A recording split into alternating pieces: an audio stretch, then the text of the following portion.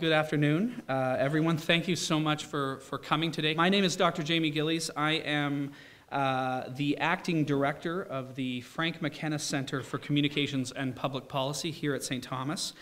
Philip Lee is the center's director, but he is on sabbatical this year, and it's been my pleasure to step in to help move the center forward.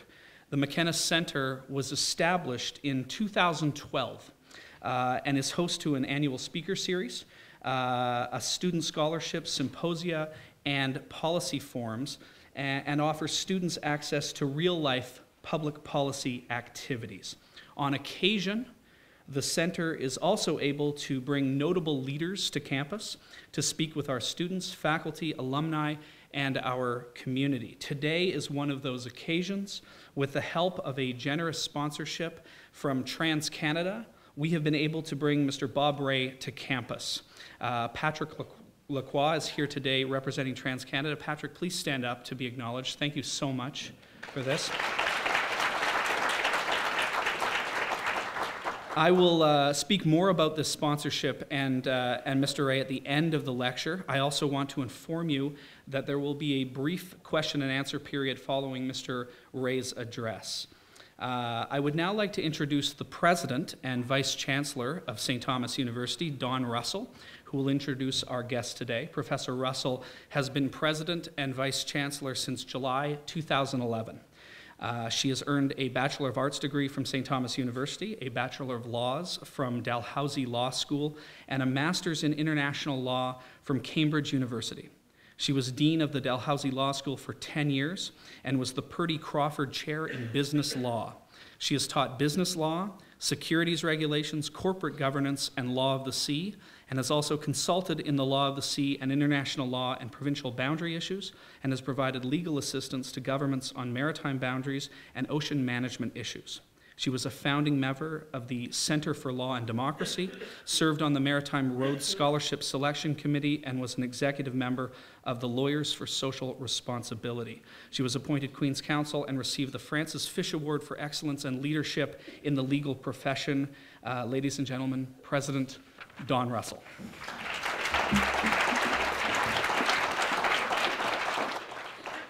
Thank you, Dr. Gillies, Jamie. That's much longer than I expected as an introduction. And thank you, everyone, for coming this afternoon. I, too, want to thank TransCanada and Patrick Lacroix, the representative who's with us today, for sponsoring this lecture and for establishing community awards which will benefit our students. Ladies and gentlemen, if you've ever wondered where a Bachelor of Arts or a degree in philosophy can take you, you really need only look at our guest speaker today, Bob Rae. It can take you to the highest levels of government, to partnership in an international law firm, and prepare you to be an advisor to government on the most pressing public policy issues. Bob Rae holds a Bachelor of Arts and a law degree from the University of Toronto, and was a Rhodes Scholar who studied at Oxford. His volunteer work at a legal aid and housing center was both a reflection of his own commitment to public service and cemented his determination to achieve greater social justice in our society as a whole. After graduating from law school, Mr. Rae began a public career that would span 3 decades. He was elected 11 times to the House of Commons and to the Ontario Legislature between 1978 and 2013. He served as Ontario's Premier from 1990 to 1995 and was the interim leader for the Liberal Party of Canada from 2011 to 2013. From 1996 to 2007, he was a partner at Goodman's LLP, one of Canada's leading international law firms. And during that period, he was also appointed to be a special advisor to the Canadian Minister of Public Safety on the Air India bombing of 1985. He also completed a review of the post-secondary education system in Ontario. He is a member of the Privy Council, an officer of the Order of Canada, a member of the Order of Ontario, and has received honorary degrees from universities in Canada and around the world. He is working now as a lawyer, negotiator, mediator, and arbitrator, with particular focus on First Nations, Aboriginal, and governance issues. I'm very pleased that Mr. Rae has chosen to speak today on ideas and policy and their much-needed ascendancy over polling and branding. This is an important distinction, as I'm sure you'll appreciate. It's not just a case of tomato and tomato. Unfortunately, our popular and political culture values image over reason, and information is prepared for massive and quick consumption. And much is done in terms of pressure to avoid reflection and to simply conform and to get along. Here at St. Thomas, our approach to a liberal arts education seeks to strengthen our students' capacity to think for themselves, to raise fundamental questions, and not just to get along. Ideas do matter, and hearing about Mr. Rae's experience, I think, today will help us understand a little better why ideas do matter. Ladies and gentlemen, please welcome Mr. Bob Rae. Well, thank you very, very much for that introduction, Madam President. I have to say to you, I think it's been said perhaps in similar circumstances before, that my mother would have been very, very pleased with that introduction, and my father would have been absolutely astonished by it. So I appreciate it very much. It's great to be here, and great to be back in Fredericton. And it's really wonderful to have a chance to give this talk, and I hope to engage the students and everyone else that's here, and certainly to be open to questions and a dialogue about what I wanted to say. Like former Premier Graham, who's also here, I have the benefit of no longer being in office. Our circumstances of leaving were not entirely dissimilar. But it does give you a certain degree of freedom to speak your mind. And I have enjoyed being able to do that over the last, well, not that I didn't speak my mind when I was in politics, but it is, I think, a chance for me to reflect a bit on the political process and what's happened to politics, what's happened to leadership, what's happened to communication, and to try to understand a little bit about that process and about what it really means. Since I'm speaking in this university context,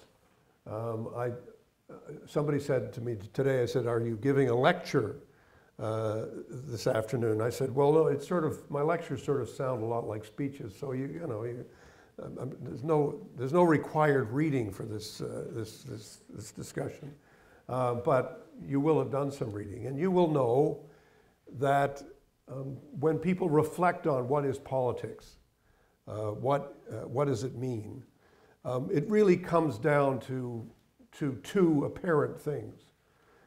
It comes down to a notion of what is legitimate and what is authority, about values, and about the values that we hold dear in our democratic context, and about the values that have been important to our civilization over a period of many centuries. But politics is also about power.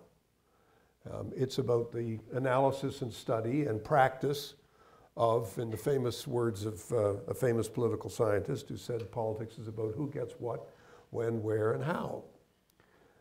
And so the achievement of power and staying in power, something that I was not always able to do, is obviously something that preoccupies people in the political field and people in the political world. But if we do so at the expense of our values, if we do so at the expense of what we believe is important in terms of our democratic system and our democratic ethics, obviously we have a problem. We have a process that can be called, if you like, not to put too harsh a point on it, about the corruption of power, and how it can in itself become an end in itself, and in so doing loses connection with the world of values, with the world of authority. So what I really wanted to talk about today is what I have seen in my own political life as a change. And it's not a change for the better. It's a change that has grown steadily over time and has now taken over a lot of political discourse. And not only political discourse, but also other ways in which we communicate with each other. Indeed, it affects the world of business, it affects the world of advertising, and it affects many different worlds. So when we look at what has happened to politics, think for a moment of our image in our heads, perhaps, of what a real political conversation would be about. It would be about ideas, it would be about values, it would be about facts, it would be about evidence, it would be about argument, it would be about dialogue, it would be about persuasion, it would be about civility, respectfulness, recognizing that people have differing opinions, and it would be about how do we come to decision? How do we come to a point of deciding on a given course? What do we find instead of those things? We find packaging. We find branding. We find messaging. We find an electorate that is increasingly, by increasingly sophisticated measures, being divided up and sliced and diced, and big data being amassed so that we get robocalls and television advertising and other forms of communication to us that are intended to appeal to our particular point of view. And the larger context of this, of course, is it's also about money. It's about the power of money to create an agenda. It's about the power of money to create the image. And it's about the power of money to, frankly, pervert the political process. And I think Canadians, like Americans and like everyone else in the democratic world, should be very alert to what has happened and should be aware of it. A recent book by a well-known journalist who worked on the Hill for many years, Susan Delacourt, was appropriately called Shopping for Votes. The extent to which the world of marketing and the world of politics has suddenly merged together. And you're obviously looking at someone who predates at least some of this in the world of politics. Now, I'm not saying for a moment that Laurier and MacDonald didn't have an image. They did. They had a very powerful public image. And I'm not saying for a moment that they didn't campaign on the basis of trying to appeal to the emotions and the feelings of their supporters. Of course they did. I'm not saying that politics in those days was free from corruption. Far from it. It was probably more extensive then than anything one could imagine today. But I do think some things have happened that have changed the nature of the political discussion, certainly at the national level, and I would argue that it's beginning to seep down into every other level. And that is, the world is less and less about character, ideas, persuasion based on evidence, and more about borrowing techniques from the world, the worst of the worlds of marketing, and even the worst of the worlds of propaganda, in order to achieve a certain result and in order to try to persuade the electorate. And in that sense, politics can become less about substance and issues and more about all the other things that I've described. And when that happens, it's really worrisome. And in fact, the worrisomeness is demonstrated by the electorate itself, which is increasingly turned off. The rates of participation of people in the younger part of this audience, and I'm glad to see there's a wide range of people, some of them look almost of my generation, which is quite remarkable. We're still here. Is the participation from young people across the Western world in every democratic country has dropped dramatically to the point now where if you were to conduct a vote simply among people under the age of 30, the turnout would be somewhere between 30 and 40%. Now, why is that? Well, there's a lot of different explanations for it. And I'm sure the social scientists will come up with a whole bunch of different explanations. But I have a couple. The first one is what I've described. And that is, it's a form of communication. Politics is seen as a form of communication which is inauthentic. It's not authentic. It's not real. When, for example, you have a question period, which people can watch on television. But by the way, fewer and fewer people are watching it on television. I happen to have been there when it first started, television, in Parliament. I wasn't there at the invention of television. I'm not quite that old. And I didn't invent the internet either. I can't claim that. And it was interesting to see the transition from the pre-television world to the television world. Because suddenly people started worrying about how they looked. What are you wearing? What's the color of your tie? How are you presenting yourself? And the debate no longer became as immediate, and in fact it was more and more seen as a television program in which you had an opportunity to present your message. So no matter what the question is, the Prime Minister or anyone else, and this is not a personal attack on Stephen Harper. I could do that if you wanted, but that's not what it is. It's about what's happened to politics.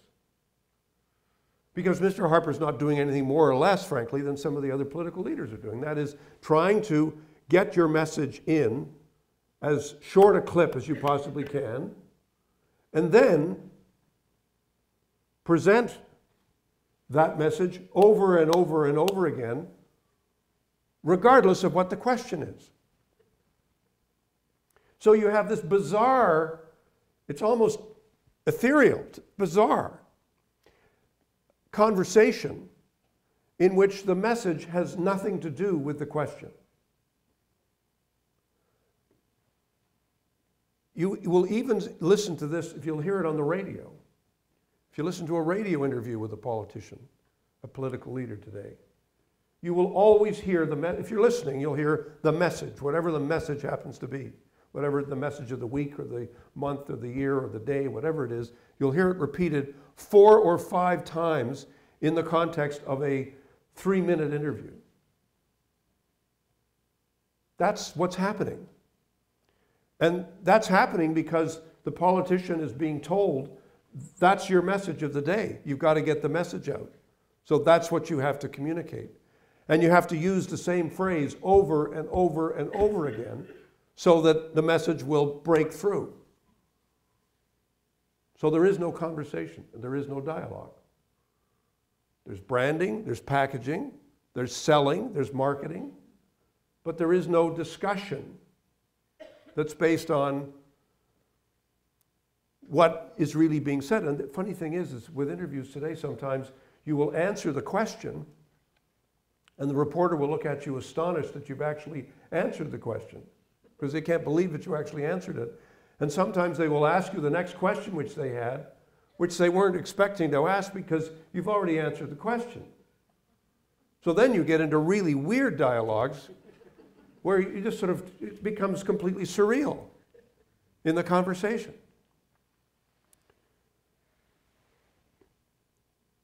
It seems to me that the other reason why a younger generation is less enamored of politics is because of demographics.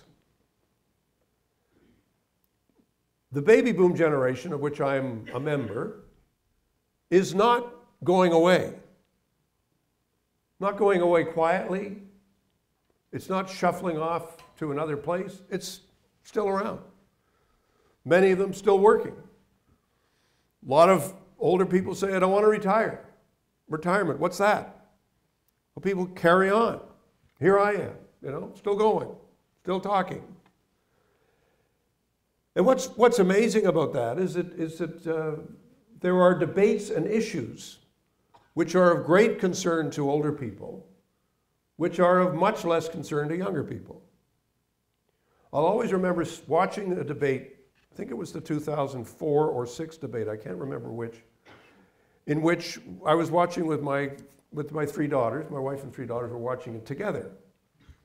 And we were beginning to talk about this phenomenon of, you won't see a debate, this won't be a debate, by the way. This will be how many times can the Prime Minister use this phrase, and how many times can the Leader of the Opposition use this phrase, and how many times can the NDP leader use this phrase?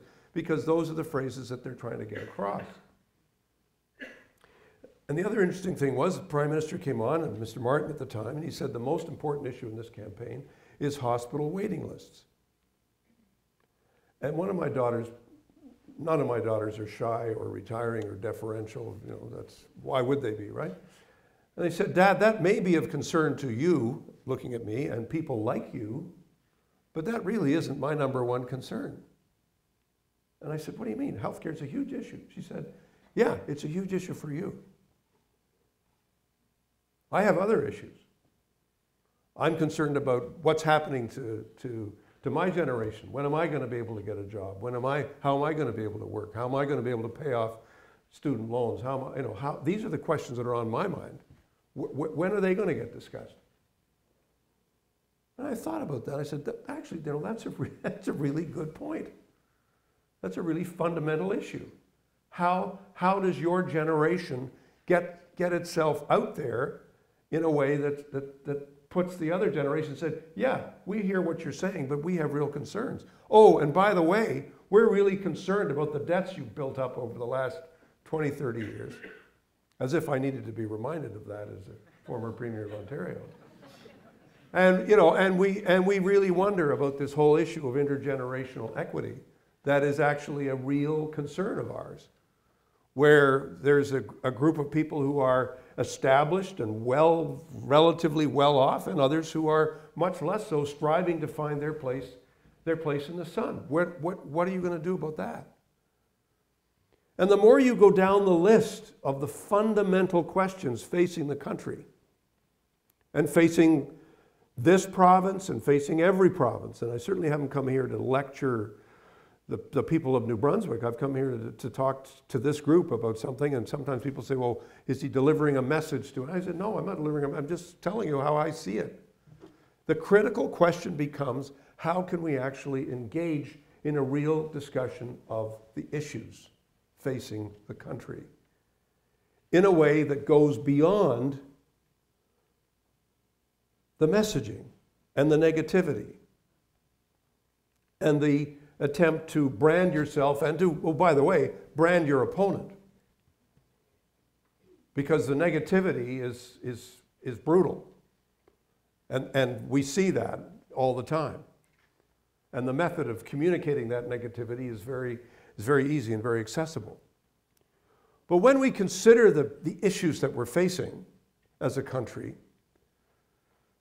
what's tough is that it's very, very difficult to imagine our political leaders really sitting down and saying, here are the issues, and oh, by the way, here are the choices. And the choices are not easy. The choices are not automatic. The choices are not, here's all the good, here's the good choice and here's the bad choice. The thing I learned in government was sometimes the choices you make are, here's a bad choice and here's an even worse choice. Which you're going to do? I can see some people nodding. I think they may have been in government at one point and understand what I'm trying to say. It's not easy to find those answers, but they have to be addressed with candor and with clarity. And in order to do that, it takes leadership, it takes courage, it takes resilience, it takes character. And these are the things we should be looking for in our political leadership. Not how well can you engage in character assassination of your opponent, not in how smoothly can you look and appear to be able to, address a subject, not how effectively you've been able to corner the market in how you're branding yourself and presenting yourself to the public. And frequently you'll find, Kim Campbell said, notoriously at the beginning of the election campaign in 1993, she was asked a question about the unemployment numbers, which had just come out on a Friday morning as they come out, and she was asked a question in the first scrum of the election campaign, and she said, oh, well, elections are really a bad time to talk about issues. We'll get to the issues after the election. Now, she was being astonishingly candid. She wasn't just being what a stupid thing to say. She was being very candid about how her handlers would have said, we're not talking issues here. We're talking about what's your image versus the image of the other guy who's coming in.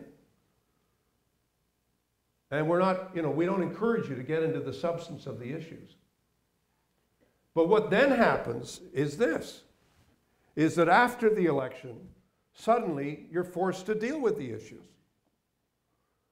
And at that point, the public says, well, why didn't you raise that before?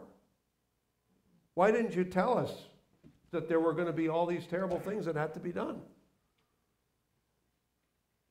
And then the public gets completely turned off. They say, well, Mr. Rae, you've now discovered that you have a deficit that you say you didn't know anything about, and now you do know about it, so what are you going to do about it?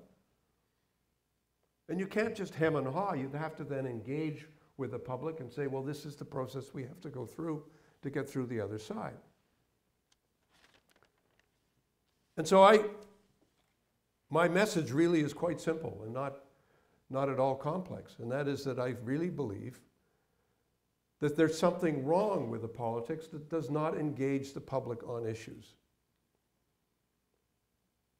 And so let me just take a few. Let me talk just a little bit about what are the qualities of leadership that are required to encourage this to happen, and why do we need leadership to do this? And then let me just talk about a few of the issues that we need to be looking at.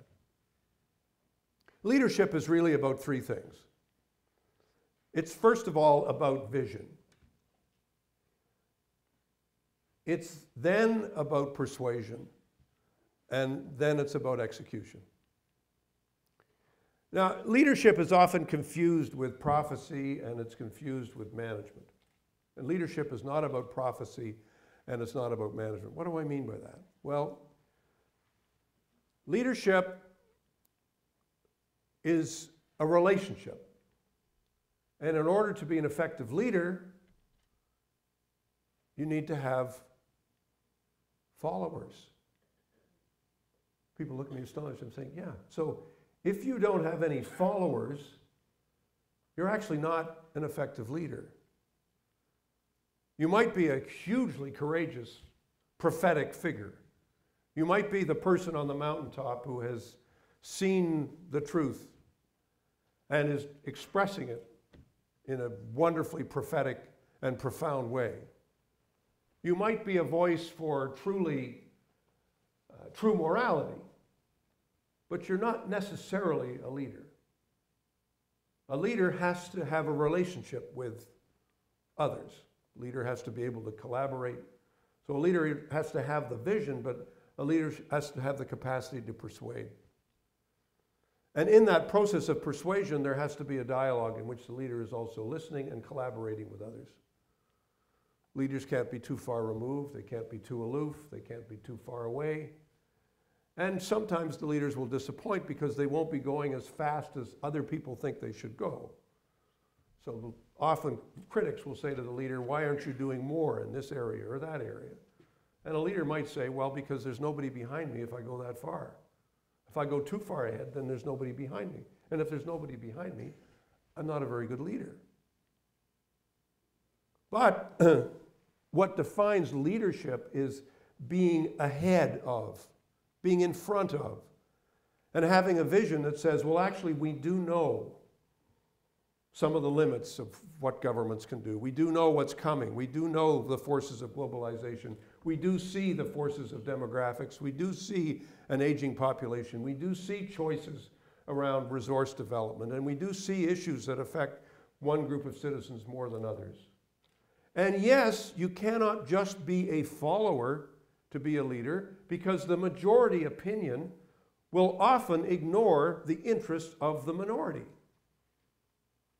One of the things that defines our constitutional democracy in Canada is that the interests of minorities are protected by our Constitution. And sometimes that's unpopular. I vividly recall when I did the burnt church mediation in New Brunswick over a decade ago, that it was not popular to talk about, well, what are Aboriginal fishing rights and how do we protect them? Because the court said they're protected by the Constitution of Canada. So how do we implement the court decision? And it was difficult because governments were looking around their shoulder at where majority opinion was. And it's exactly the same thing we face across the country today. And a leader has to be able to say, well, we do have a constitution and we do have legal protections, and they have to be recognized. And so it is not just a matter of putting your finger in your mouth and holding it up and saying, well, which way is the wind blowing? That's where I want to be. I always tell people the difference. Go back in time to the choice between two leaders in the year is 1938. In 1938, Neville Chamberlain was the most popular political leader in the Western world, and he was the most popular politician in the entire British Empire. Polling that was just beginning as a study, just taking place in the world in the years after 1936, people began to discover the measurement of public opinion, calculated that Chamberlain's decision to go and visit Hitler and then come back and waving a piece of paper saying, we have peace in our time, was the single most popular thing he could do. He was not an unpopular figure. He was hugely popular. And the most unpopular figure in British politics in 1938 was Winston Churchill. Because Winston Churchill said to the British public, you cannot appease this man. If you give him a little bit of a country, all you're doing is whetting his appetite for more. There is no other way to stop this man except by strength and having the capacity to go to war and maybe even to go to war. Well, who the heck wanted to hear that? A country that had 20 years before lost 1.2 million young men on the battlefields of France, and this guy's saying, you know what, we're going to have to go back and do it again. How unpopular could that possibly be? 1 year later, who was the most popular British politician, demanded to come back into public life? Winston Churchill. And who was disgraced and who is never seen today by anybody. When I say to people, oh, Neville Chamberlain was a hugely popular leader, he's now a figure of fun with his umbrella and his bowler hat, and everybody said, oh, he couldn't take that seriously. Imagine thinking you could appease Adolf Hitler. So giving people what they want when they think that's what they want is not leadership. But it takes character. I mean, Churchill didn't have a whole bunch of scriptwriters, and he might have had a sense of what his image was. But eventually, I suppose, he became a kind of a brand, you know, with a cigar and the V single and the whole thing. Yes, he was a public persona. He had a sense of himself as an actor and a public personality. But he also knew what the heck he thought. And he knew what he believed in. And he wasn't about to say, well, I'm going to go wherever you want me to go, because that's the only way I'm going to get to be the head of the parade. It's very, very important to remember this. Because, yeah, we're not all going to live in moments of wartime, and we're not all going to live in moments of huge conflict where literally, you know, in 1940, this man stood alone as a political leader and was there representing all of the values of Western civilization versus the horrendous prospect of a defeat. France had been defeated. All of Eastern Europe was being, you know, the whole democratic project looked as if it was in disarray. So it's not about giving people what they want. It's about having a sense of where you need to be and accepting there will be moments of unpopularity, but your guess is it's like Wayne Gretzky. He knows where the puck is going. And sometimes leaders know where the puck is going and the public doesn't know where the puck is going. But you have to say, actually, this is where it's going. And this is why we have to take these steps. And this is why we have to do what we have to do. That is what is required to begin the dialogue. The dialogue, as much as I respect the principle of democratic participation and the grassroots participation, all those things are critical elements of democracy, and listening to people and engaging with people is part of the exercise, and it's critically important. It's really, really, I think, important to realize that not much is achieved without leadership and without having the capacity to frame the issues and give people the choices and express the thought that this is where we think things need to go and how they need to go. And so when we look at these critical issues, I've mentioned one, demography. Demography says a lot about our country, says a lot about this province, says a lot about Atlantic Canada. How do we see the population of Atlantic Canada growing and changing and evolving? The president is preoccupied with demography every day. How many students am I going to have next year? How many students are we going to have in 5 years? How do we make sure that we've got more coming? And how do we make sure that that people across the country and around North America learn about this place? So demographics is on her mind all the time. And how do we then plan as a province and as a country for the issues that are going to flow from a country that is aging? We're not aging as fast or as badly as Japan or Europe or Russia. And we do attract immigration, so that affects the balance that we find in our population. But we are getting older as a place, and as we get older, we're also in healthcare, we're getting more successful at turning catastrophic illness into chronic illness. We haven't conquered cancer, but we've certainly lengthened the stretch of time that you have to live if you have it. Same thing with heart disease. Used to be, you know, you got a diagnosis for something and you were a goner within 3 months or 6 months. That's no longer true for a great many illnesses, which is perhaps not of great interest to the younger people here, but it's of great solace to the older people that are here. But it is one of the explanations as to why we're going to be around for a longer time. So as we are, what are we going to do? How are we going to plan for that? How do we plan for a different balance between work life and retirement? How do we plan for a different way of getting older? How do we plan for the fact that this generation of baby boomers is not going to want to live in the same way as previous generations were prepared to accept? Say, no, we have more demands in terms of housing. We have more demands. So our healthcare system was designed in the 1960s to deal with hospitalization and with doctors.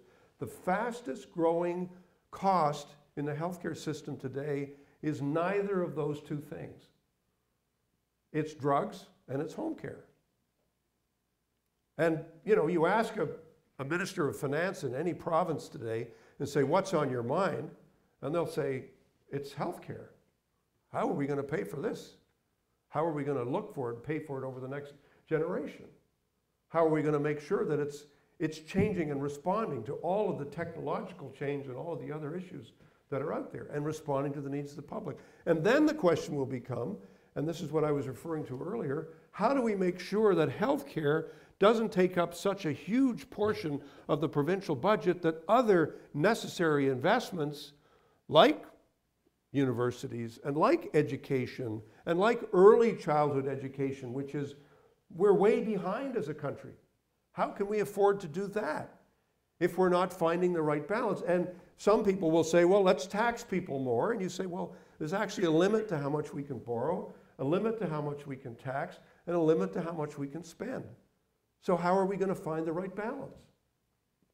And the conversation that you have at the provincial level, the conversation that you have at the federal level, will also then take you into other areas of economic development.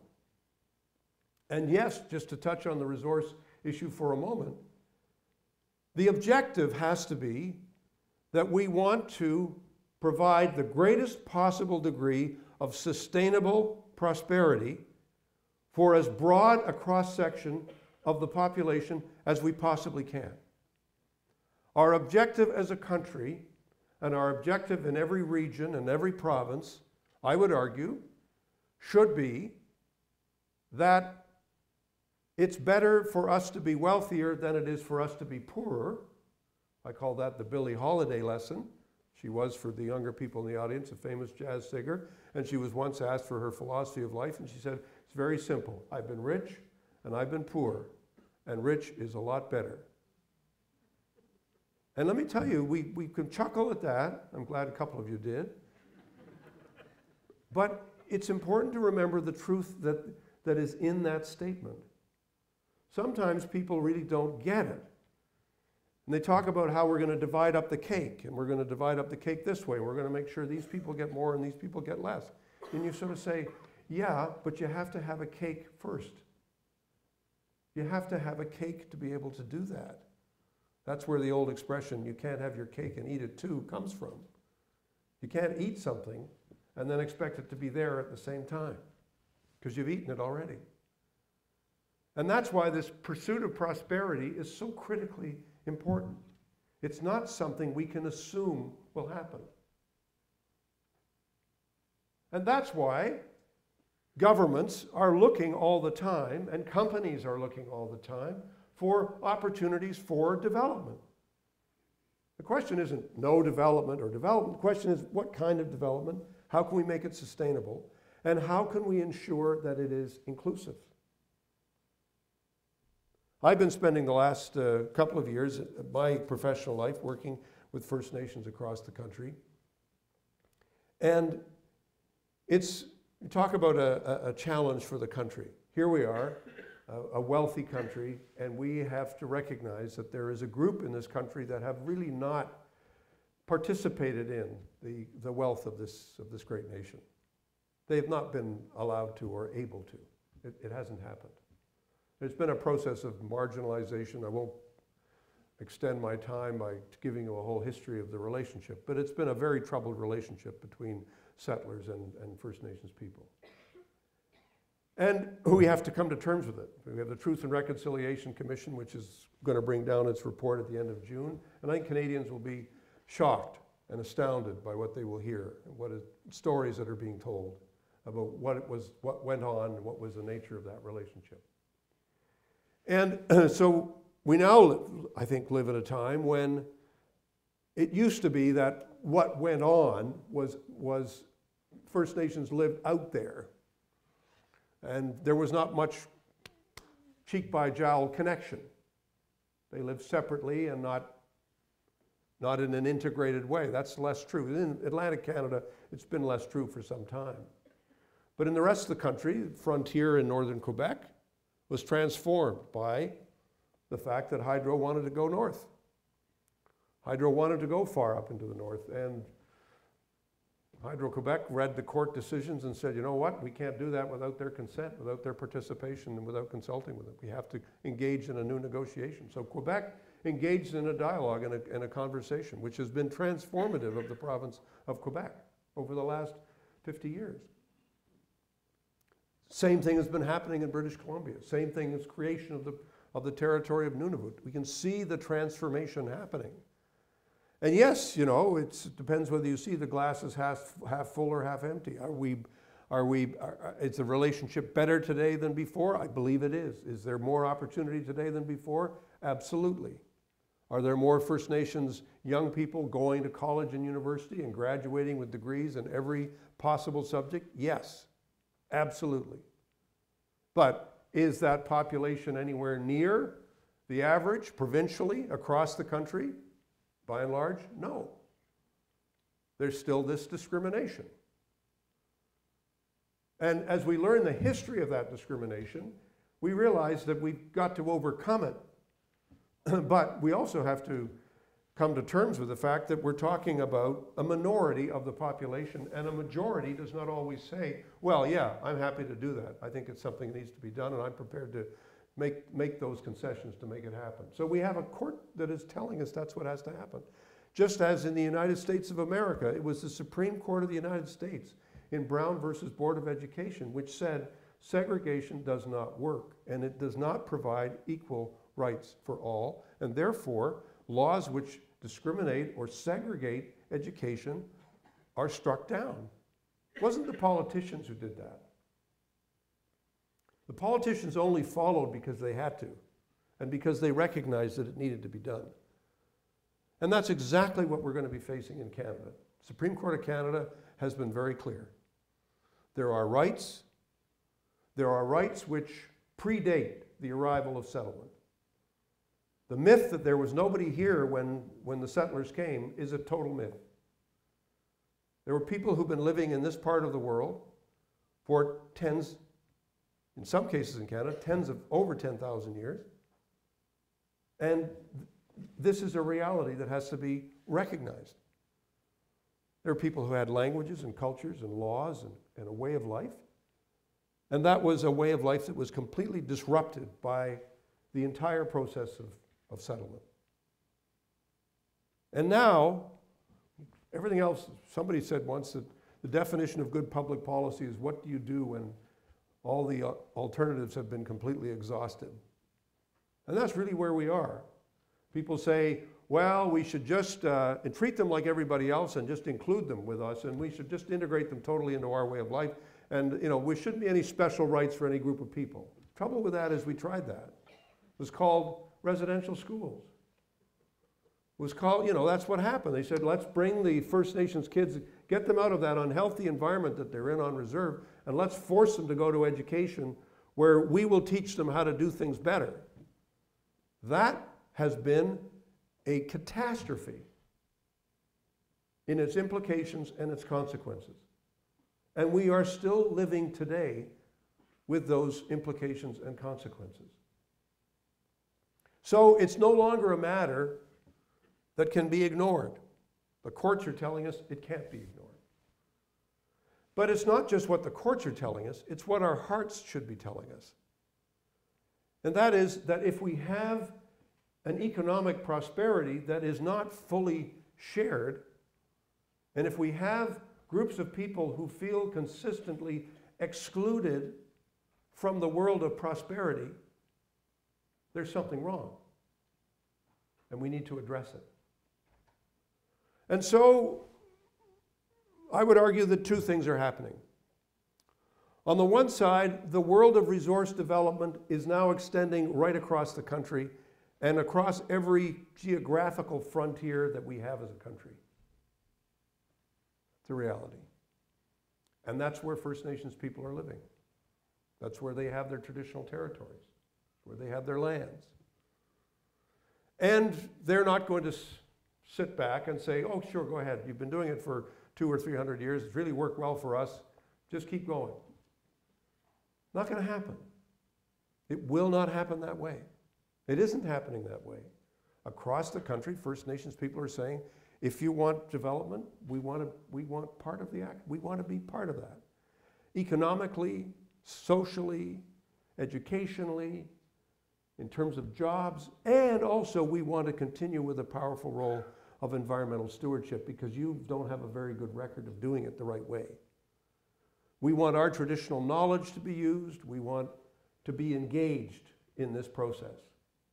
And it isn't enough to simply exchange paper between scientists. We've got to be there, and you've got to explain to us how it works. There's got to be evidence-based, yes, but you've got to listen to our evidence and our knowledge. And that has to be a process that's respectful and a dialogue that's understanding. The second big change that's happening is that our cities across the country are being transformed by a migration that is happening, and very few Canadians are talking about it. It's a migration off reserve into communities. Every city in this country is now an Aboriginal community. Perhaps not in self-identification, not in terms of the city's branding, maybe not in terms of the city's image, but in terms of its reality, absolutely. And it's so important for Canadians to embrace this reality. You know, somebody said to me the other day, you know, did you know, Mr. Rae, that in Saskatchewan, the Aboriginal population could be upwards of 50% in the major cities in the next 20 years? That's really scary. I said, what? That is reality, and it's quite wonderful. The potential that it presents for transforming the economic lives of people who've been living on the margin is extraordinary, but only if we get it right. We look, you know, on television on what's going on in Ferguson, Missouri and elsewhere, and we say, oh my goodness, you know, Americans have a tremendous problem with race relations, and oh gee, you know, glad we don't have that here in Canada. Sorry folks, we have our own issues. We have our own issues that we have to face up to and overcome them and deal with them in a way that is effective, in a way that will have a lasting impact. So I didn't come here to give you a partisan address. I didn't come here to say that there is one party that has all the answers and none of the others do. Although I think there's one party that has a better sense of the answers than the other parties at the moment, and I continue to believe that. But I did come here to try to say that I think the Canadian public should be more demanding of its political leaders, and should be asking them for the best of leadership, and should be asking them for the clearest of vision, should be asking them to persuade us with evidence, not with rhetoric, and should be asking that the implementation and the execution of this plan should be one that is truly inclusive, is one that involves us as much as it involves leaders. I started and said throughout the talk that leadership matters, but so does followership, strange as that may sound, but I believe it intensely. One of the problems with what's happened in politics today is that people say, oh, that's your problem.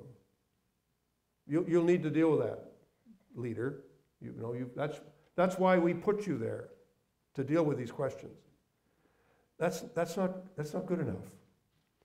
It isn't good enough to simply say, we're going to give this class of people the right and the power to kind of make all these decisions. And if we don't like them, we'll throw them out. And then we'll bring in another bunch. And if we don't like them, we'll throw them out too. This is not healthy. It's got to be part of a respectful engagement, a dialogue that actually engages the best of us in trying to find solutions to intractable problems.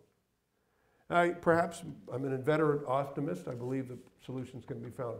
A reporter asked me today, Harry Forstall, we did a thing that I think probably broadcast sometime in the next 25 years, said, well, Mr. Rae, what are you going to do? There's always going to be a vociferous minority who are not going to agree with a decision. I said, absolutely, of course.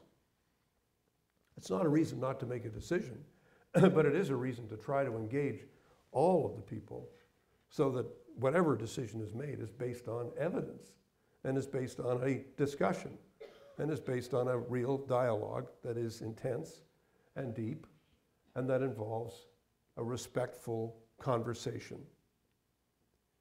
If we go back to, I say this in conclusion, if we go back in time to what the political philosophers have told us about politics, it's always been based on the premise that there will be a dialogue, that there will be an act of education that is mutual. It's not a one-way education. It's not somebody coming in from the top and saying, here's what it is. It's the education that comes from the conversation and the dialogue.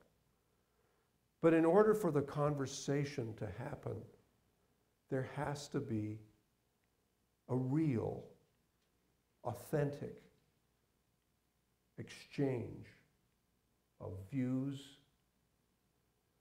of facts, that goes beyond rhetoric, goes beyond propaganda, and goes beyond the world in which, from my perspective, we are far too enmeshed and immersed today. We have to figure out a way to break through this world in order to achieve what I think great democracies should be able to achieve. The poet Robert Browning said that man's reach should always exceed his grasp, or what's a heaven for. Our sense of what a democracy can be, we will not ever perfectly achieve it. But if we stop imagining what it could be like, we'll never get there at all. Thank you very much. I appreciate it.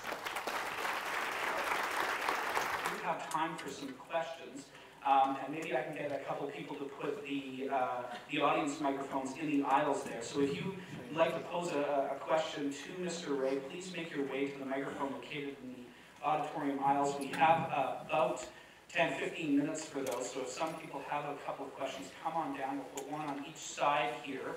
I guess I just want to ask you, as someone who's concerned with First Nations, and I was once a speaker at a conference where you were also a speaker, and you called the greatest threat to our country climate change. You said, without a doubt, climate change is the greatest threat to Canada.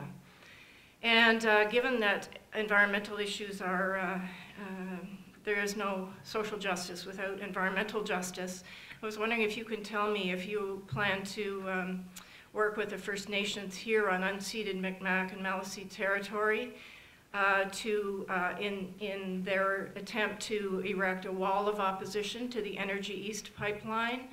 I hope you will, and that's my question. Well, without getting into any editorial discussion, just to say, look, companies across the country, many different places. I mean, I'm a Rhodes Scholar, okay? Cecil Rhodes was my benefactor. Did I agree with everything Cecil Rhodes did or said? No, of course not. And so I have accepted many invitations to speak at different places where corporate sponsors have been there, and nobody's ever asked me, what are you going to say? And you can't say this, you can say that. And that's never been part of the game. So I wouldn't confuse the two things. There is a world in which companies are being asked to donate to universities in various ways.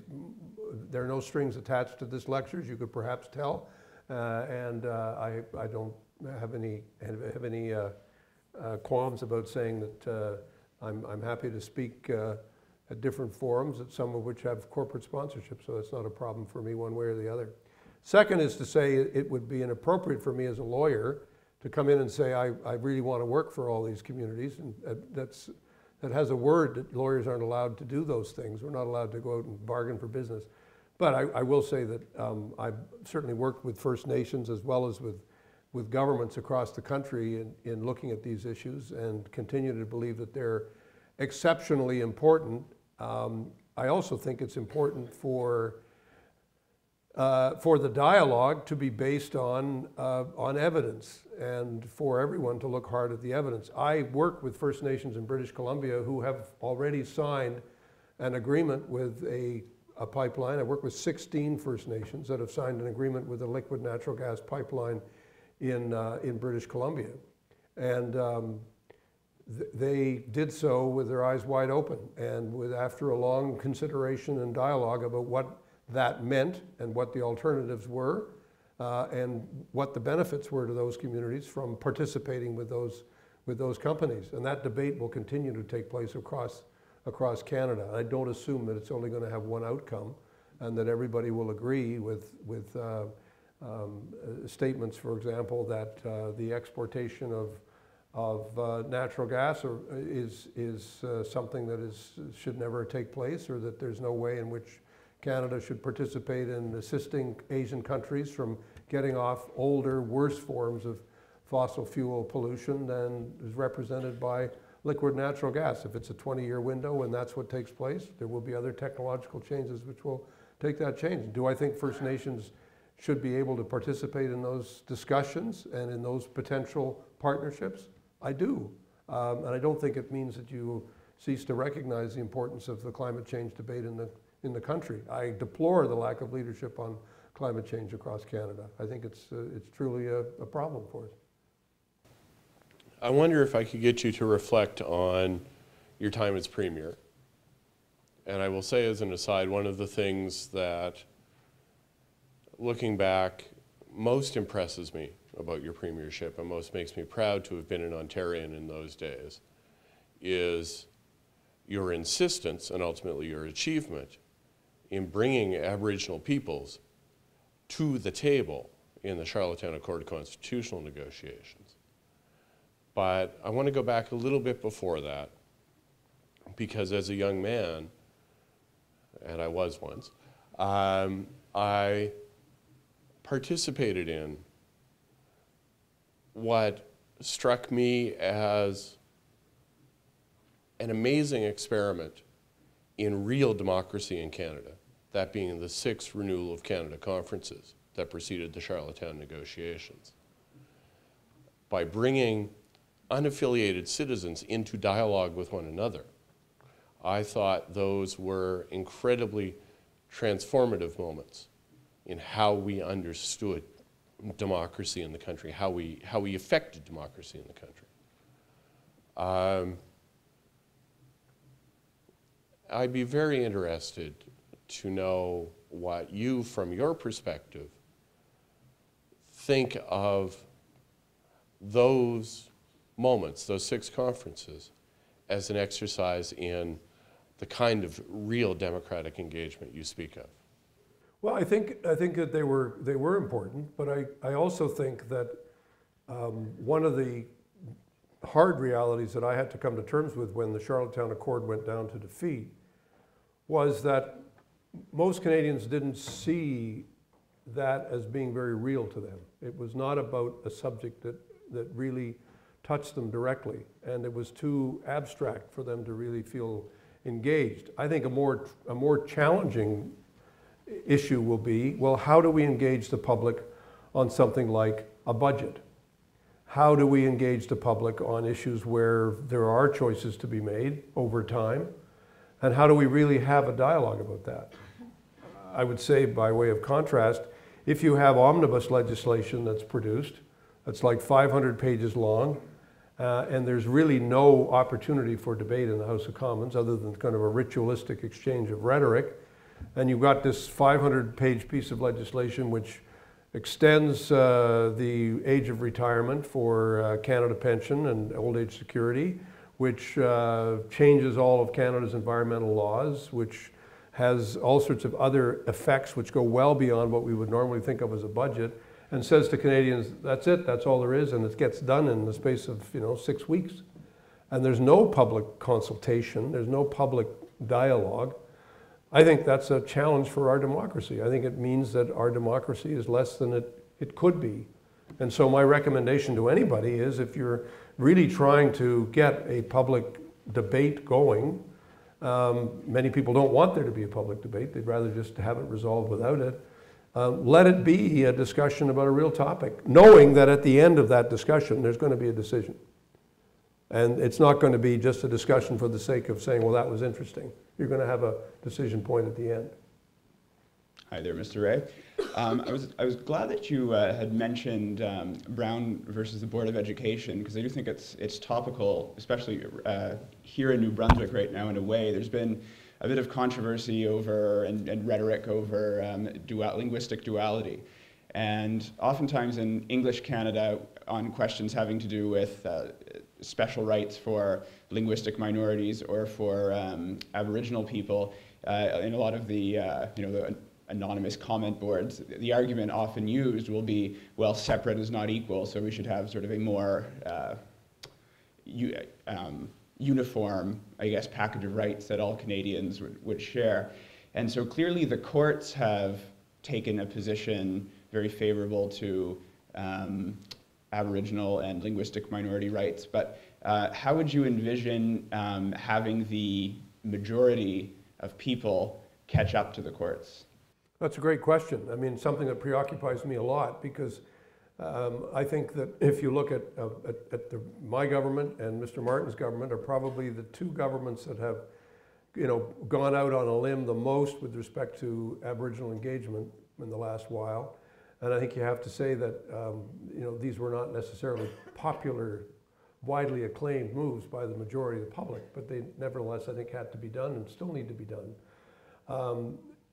One of the reasons why I think a definition of our democracy, which is only majoritarian, is inadequate, is because it doesn't express the reality and the fact that democracies are about rights as well as about what majorities want to do. And the reason why I voted for the Charter of Rights, and I think one of the few people still around who said I was there in the House of Commons when we patriated the Constitution with the Charter of Rights, knowing full well that the courts would have a view about many situations which might not appeal to the majority. And I think it's exceptionally important.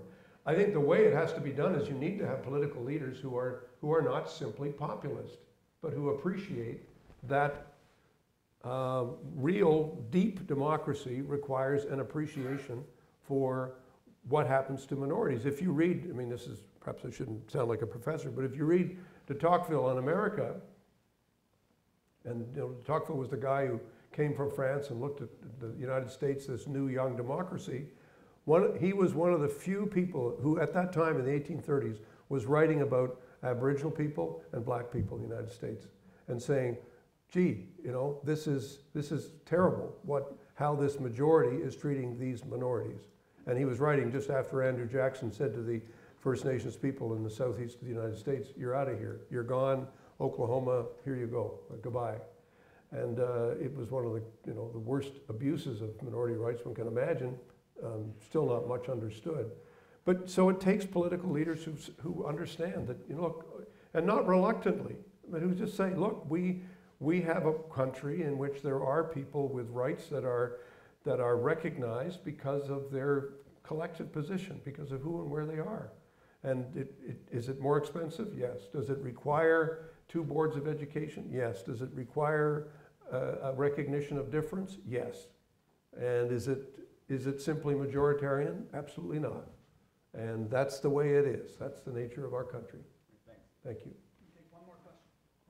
I know, and I'm hoping that most of the students in the room know as well, that you've done a lot of work and a lot of research and been in a lot of boards exploring ideas like electoral reform, which Canada, especially from the perspective of a lot of people, could use a little bit more of. And I guess when you were talking a lot about why the younger generation doesn't really get involved in politics these days, you mentioned a lot of very good points, but you didn't really discuss that issue particularly. And just knowing that you've done a lot of work on it, I'm sure that especially the students in the room would like to kind of hear your perspective on that issue. Well, just very briefly, I mean, as you may have noticed, I didn't have a vast array of notes or speech, so often when I speak, I forget to mention some things that I should remember to say, but then on the other hand, I always talk too long anyway, so it's just as well that I didn't cover every base. But yes, I do think democratic reform is part of the answer to the participation conundrum. And I also am a big believer in electronic voting and in making voting as accessible and as possible for people rather than more and more difficult. We're actually making voting less accessible than it used to be. Ironically, in the name of accessibility, we're making it's harder to get to a polling station. It's further away from where we live, and so on. And now the government is introducing new requirements with respect to IDs and everything else. It's making it a little harder. Of course, we want voting to be secure. But let me just put this simple statement to you. I can go on my BlackBerry and transfer money from one account to another account. And I don't spend a lot of time saying, gee, can I really do this? And yeah, of course you can do it. You've got your password, you can do it. Why should we make voting, if we're not worried about banking, which is pretty personal in terms of its implications, why would we not say, well, let's figure out a way to make voting voting easier for people. So I really believe in that. I really think we're way, way behind this world. And some municipalities are moving forward and saying, yes, we're going to do it and make it easier. Sometimes in political parties, they have elections and they make it easier to do. I think we need to keep moving on this. And it takes time to get the systems up and running, but I'm a big believer in it. I also believe in proportional representation. How we do that is a matter for debate and discussion, but I believe strongly that there should be an element of proportionality in your voting that goes to the party that you voted for, and that gives additional recognition of that. Otherwise, you do have the phenomenon of the wasted vote. Will we have more minority parliaments as a result of that? Yes. I don't think that's a bad thing. I think coalitions and minority parliaments are a fact of life, and I don't think they're a problem. I don't know why anybody would find them terrible. I don't think majority governments are necessarily the perfect answer. Thank you.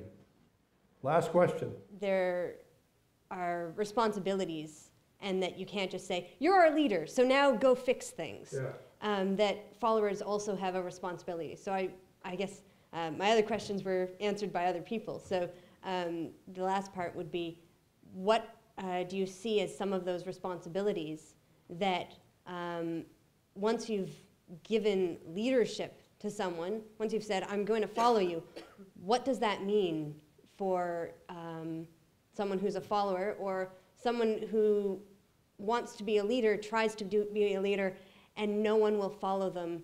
And they're like, you must have people to do this, you must go do this. And you're like, yeah, well, if I could have 3 people come with me, that would be fabulous. And they're like, no, you go do it on your own. So that's my kind of question. Well, I mean, very good question. I mean, I think the first thing is that no one should feel they need to be what I would call a slavish follower, a follower who just follows out of ritual. Although as a political leader, I can say you really appreciate those people. You know, it's wonderful to have a few of those people around, and you know, if you and I was often said that I had some people who were so loyal to me that if I actually was in a political debate on television and was, you know, physically sick on the stage, and somebody one of those very loyal people would say, you know, the way you picked up and cleaned up after yourself is just amazing and fantastic, and you know, but seriously, no, I mean, I think you owe leaders candor, and you owe them intelligence and engagement, and I think that's something that is part of being a citizen. What does it mean to be a citizen? It means to be part of a very special place in the world where you actually have rights, but you also have obligations.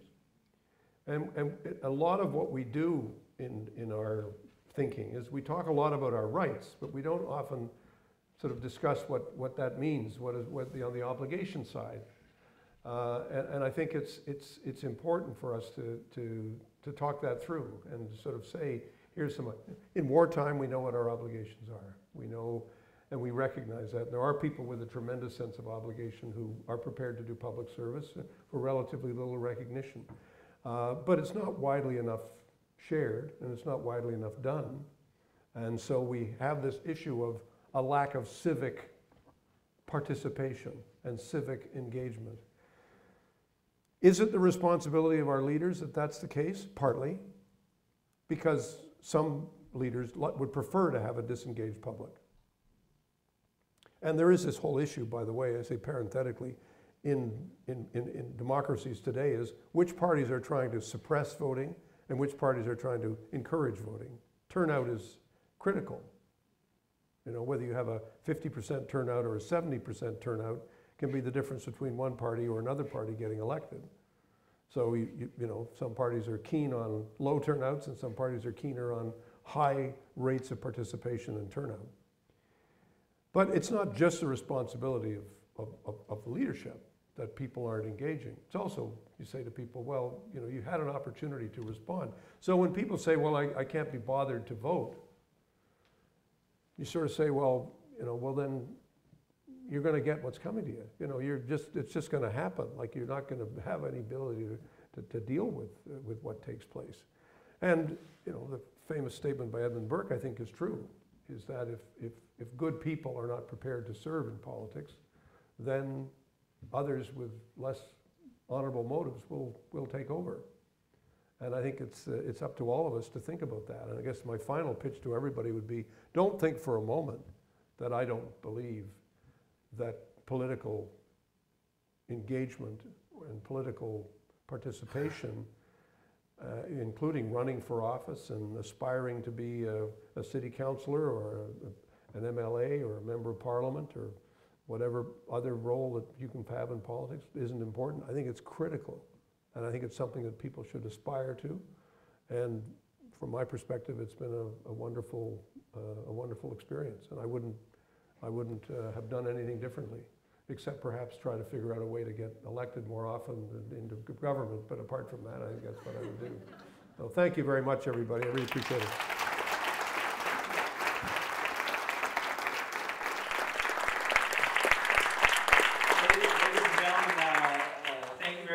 I must bring this lecture to a close. I want to express our gratitude once again for Mr. Rae's time and effort.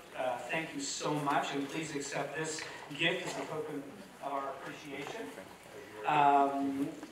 Thank you, and perhaps we give him a round of applause one more time.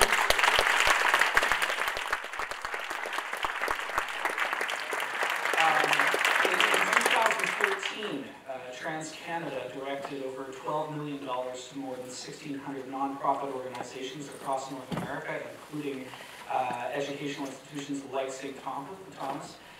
Companies the size of TransCanada cannot and will not be successful without a corporate responsibility plan and a targeted community investment strategy. So, Patrick, please accept our gratitude for your assistance in making this lecture possible.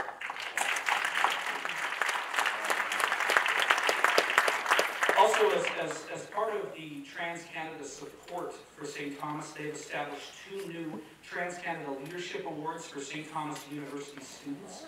I believe the inaugural recipients are here today. Is Karen McPherson here? No? And Anthony Peter Paul. If you're both here, please stand up to be acknowledged.